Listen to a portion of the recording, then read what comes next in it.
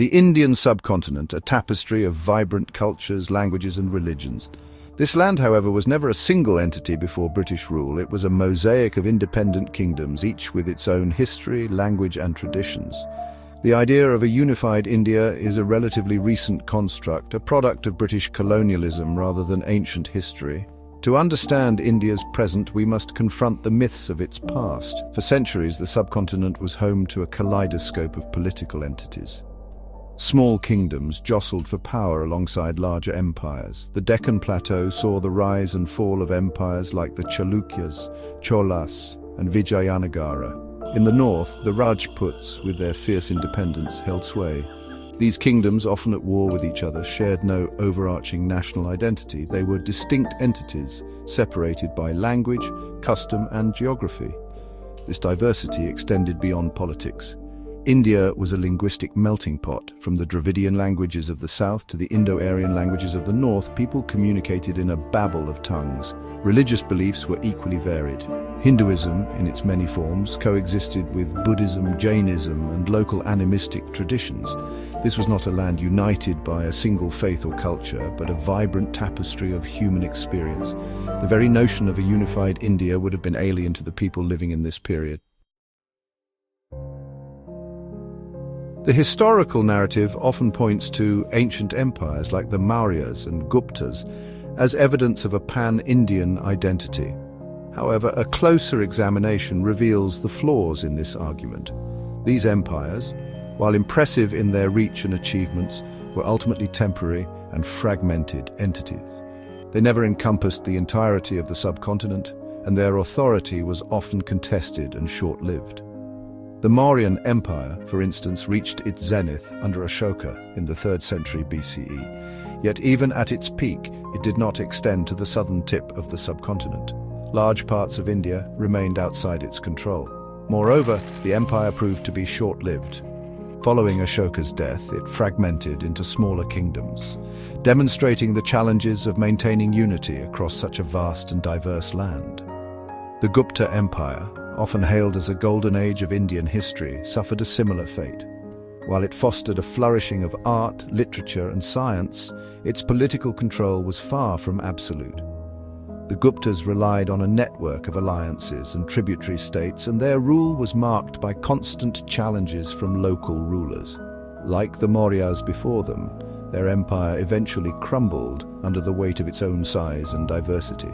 These empires, while significant in shaping India's cultural and intellectual heritage, do not prove the existence of a unified Indian nation. They were, in many ways, exceptions to the rule, brief moments of relative unity in a history characterized by fragmentation and regional power. The Mughals, often romanticized as rulers of a unified India, present another problematic example. While their empire was vast and influential, it too fell short of encompassing the entire subcontinent. Moreover, their rule was constantly challenged by local resistance, highlighting the lack of a cohesive national identity.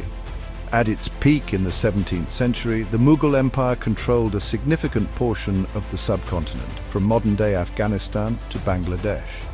However, even then, large swathes of the south remained independent, ruled by powerful kingdoms like the Vijayanagara and the Marathas.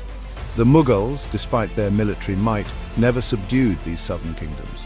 Their control remained concentrated in the north, with the south remaining largely outside their grasp. Furthermore, Mughal rule was far from monolithic. They faced constant resistance from various groups, including the Marathas, Sikhs, and Ahoms.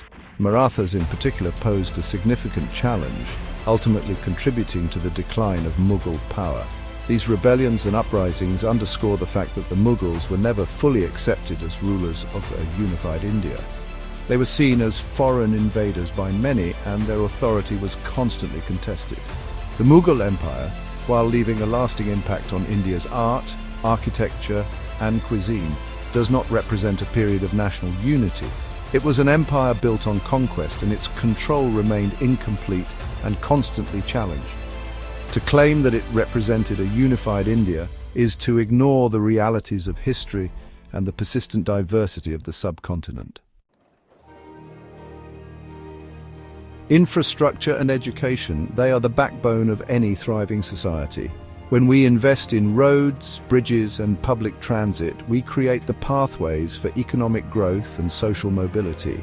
It's not just about getting from point A to point B.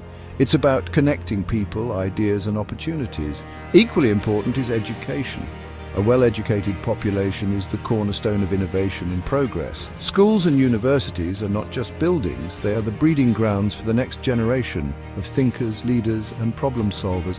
When we prioritize education, we empower individuals to reach their full potential and contribute meaningfully to society. It's an investment that pays dividends for generations to come. So, yeah, infrastructure and education, they are not just expenses, they are investments in our future. The fall of the Roman Empire is often romanticized as the dawn of a new era. But in reality, it marked the end of an era, not the beginning of a new nation. The transition was chaotic, characterized by the fragmentation of territories and the rise of feudal states. It was a time of survival, not rebirth. Colonial powers did not just conquer lands, they manipulated the very fabric of societies. They redrew borders, pitted communities against each other, and imposed foreign governance structures. These actions left a legacy of division and conflict that persists to this day. The colonial era was a period of exploitation and control, not development and progress. History is often wielded as a tool in modern politics. Leaders invoke historical narratives to justify their actions and policies. This selective use of history can shape national identities and influence public opinion. It's crucial to question these narratives and seek a more nuanced understanding of the past. Despite the odds, many societies have managed to survive and even thrive. They have navigated through wars, colonization, and political upheavals. This resilience is a testament to the human spirit and the ability to adapt and endure. It's a story of survival, not just of nations, but of people and their enduring cultures.